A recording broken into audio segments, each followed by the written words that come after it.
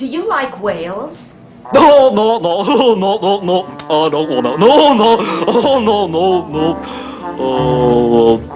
Huh?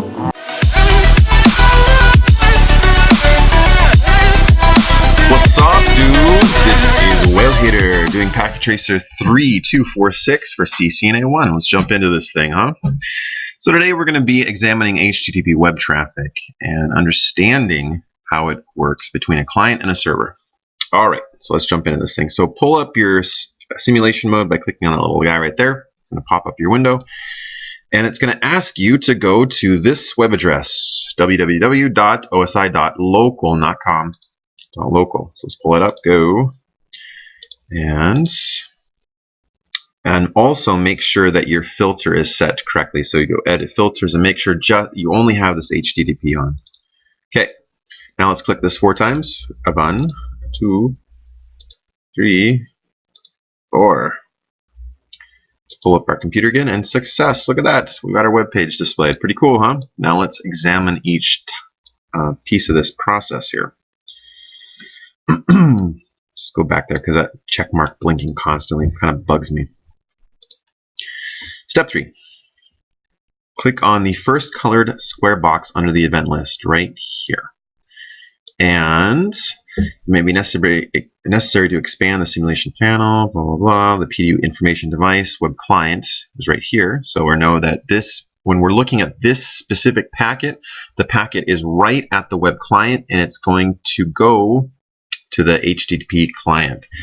Let's see, outlayer. Yeah, it's going to be sending it out here pretty soon. As more events are examined, there will be 3 tabs. There's going to be an inbound on the other side. Only the OSI and inbound detailed. I should say outbound, whatever. All right, what is the text displayed next to the layer 7 label? Nothing, because nothing is available yet to display. There's nothing there. It's just asking for a request.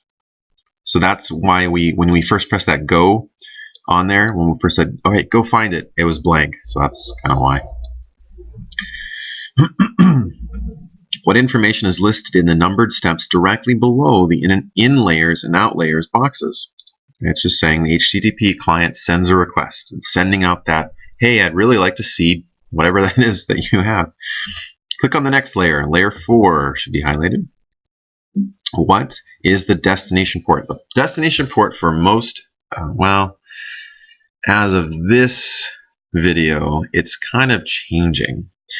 You see, a lot of websites now should have a little padlock next to it and using HTTPS, which is the secure version of website asking for stuff. Right in the default, or what it used to be, was 80. Port 80 is where websites typically would listen for web traffic. Like it's like having a cell phone number kind of.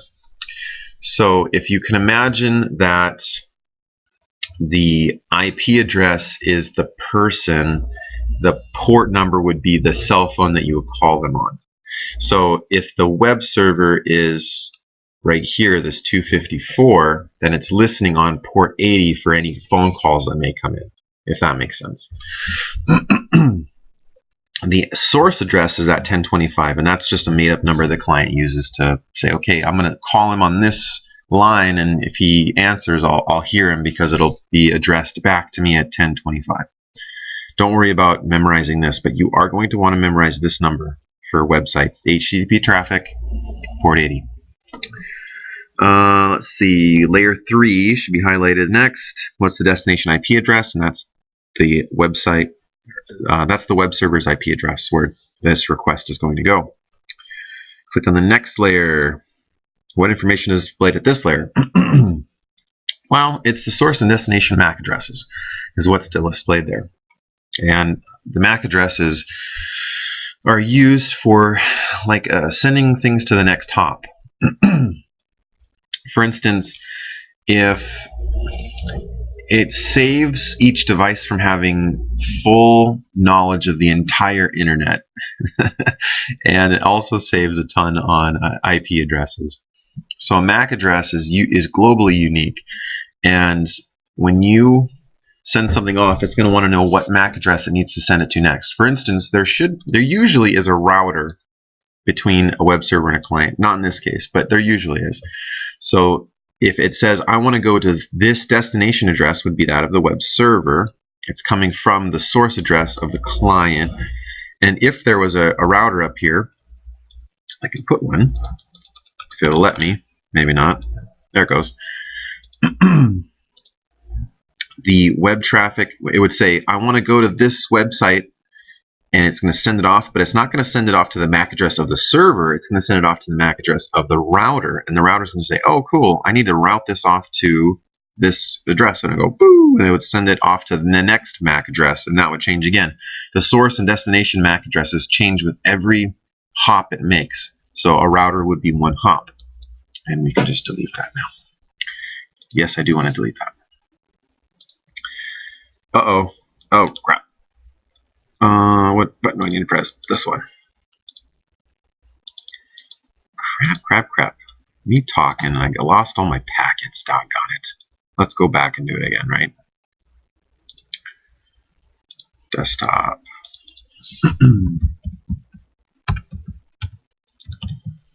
Oh, come on.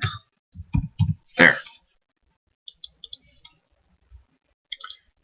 1, 2, 3. Oh, it's not going to do it, is it? Because I misspelled it. That'll do it now, because I misspelled it the first time around. There we go. Back in business. We are back in business. Let's keep on going. Let's try not to do that again, huh? All right. I'll click the outbound PTU details. So we're on, what was it? What was it? What were we supposed to be on? This one? Yes. All right.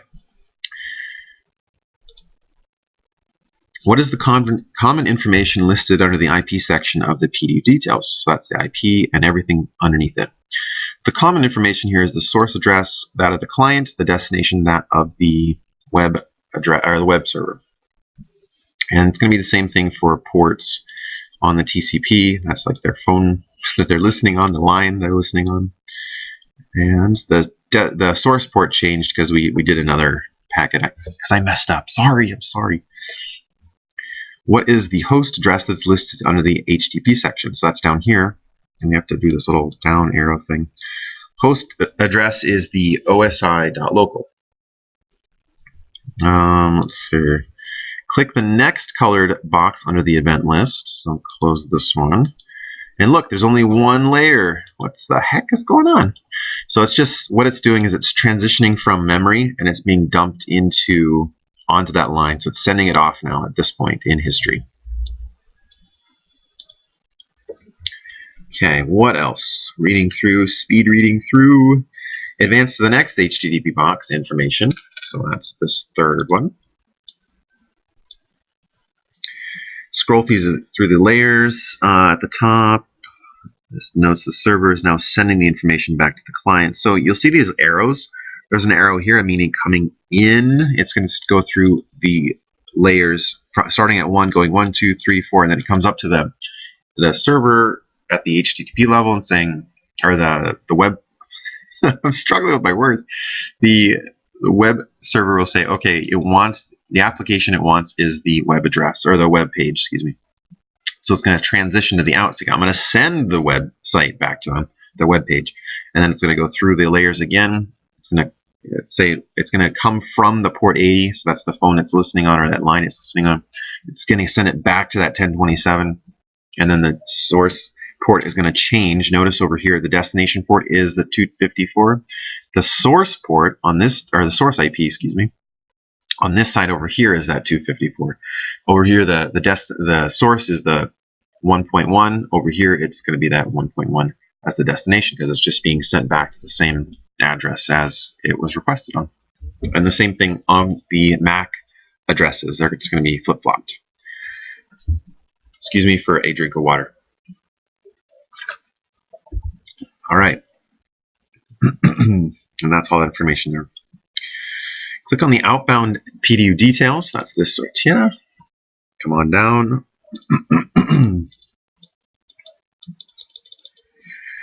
And it's what is the first line in the HTTP message that it displays? It's saying that a connection is closed. Why? Well, the reason for that is it sent off as much information as was needed, and it no longer needs to keep that connection open to send any more information. Another water break. Ooh. All right. Why it does that is it's only going to keep that connection open long enough to send the amount of data that it needs, and it's going to close that to preserve resources on the server. It doesn't need to send out a ton of. It doesn't need to use a bunch of resources. Just keeping connections open if the information that it is requested has already been sent. And that's why it's going to close it as soon as possible. It'll open it back up if there's another request, but it's just going to close it for now. Click on the last colored thing right here. How many tabs are displayed on this event? And there's only 2. There's an inbound and OSI model tab. And this is, notice right here it's saying it's back from the web client. The source was the web client and the HTTP client. So it's coming in off of the line, and now it's being processed by the computer in memory. So there's only going to be an inbound now. Keep on going. Now let's close this up and do a show all. Show all, show none. Whoa. What additional event types are displayed? You got your DNS, your TCP, and your ARP. Well, okay. There should have been an ARP. there used to be on that first display, because when a computer sends out, or a host sends out an ARP request, it's saying what MAC address is paired with the IP address, so I know who I'm sending it to. Now, I was explaining a little bit earlier how MAC addresses are globally unique, right? And it's going to say who's got this specific IP address and send me your MAC address so I can just send it up. And now it only does that like once every 5 minutes. I think it refreshes every 5 minutes. It'll dump its ARP cache. So right now the ARP cache was full. It already knew where to send that because I messed up and we had to send that packet twice. Oh well, there should have been an ARP cache in there. The DNS is, I go through all these? No, wait, okay. So the DNS is a server on the internet. It stands for Domain Name Service, and it resolves host or website addresses like google.com to an IP address. And it'll say, because humans have a hard time remembering number addresses, but we're pretty good at remembering names. So that's how that kind of all developed. And this web server is doing double duty. It's a web server giving out web pages and displaying them, but it also is working as a DNS server, because the DNS information that we look at will have that as the source address. So we know that it's working. Click on the first DNS information, very first one. Explore the OSI model and the PDU detail tabs and note the encapsulation process. As you look at the OSI model tab with layer 7, it's got DNS, highlighted, a description of what is occurring is listed directly below, right there. Let's see, number 1, the DNS client sends a DNS query to the DNS server. This is very useful information to help understand what is occurring during the communication process. Click the outbound PDU details tab, and notice there's a blank spot here. Please pay attention to that. What is the name listed in the name portion of the query? So it's asking, this is the client saying, hey, what's the name of, or what's the IP address of this name? And it's going to get something sent back to it. So we're going to close this. What is the value listed next to the address in the DNS answer section? So that is this one. This one. Look at that. Ta-da! There's an extra box there, and it has the IP address of the website that it's trying to get to. See? It's the web server. All right. Find the first HTTP event in the list and click the colored square next colored square box of the TCP event immediately following this event. So here's the very first HTTP, and we'll click that one, the TCP. In the numbered list directly below the in layer column, what is the information displayed under items 4 and 5? So we're clicking layer 4 and 5. The TCP connection was successful. So what's happening is the client is saying, I want to connect to you because I want to have some information that is reliable. And looks like the server said that's fine. So they're connected to each other, and they're going to keep track of the conversation using sequence numbers and things like that. And the reason they do these TCP connections is for traffic that is somewhat sensitive and isn't, well, not time sensitive, but accuracy sensitive. For instance, you're going to want, for a website, you're going to want to have every piece of that website displayed on your screen, at least as much will fit, right? So you ask it for bit by bit, like each little, it's like almost like each little piece of your screen, every digital, what's the word I'm looking for? And I'm blanking on it, and I don't know why. But anyway, each little piece of your screen is going to have a packet like this sent, and it's just super fast back and forth, and it's going to keep track of it with sequence numbers. You can see right here the sequence number is 1, so it'll come as 1, and then it'll go back, and it's back and forth, 1, 2, 3, 4, 5. And if you have like packets 1, 2, and then 4 arrive, and packet 3 got missed for some reason, it'll say, oh, hold on, stop the show, I want to start over and start with packet 3, I need that.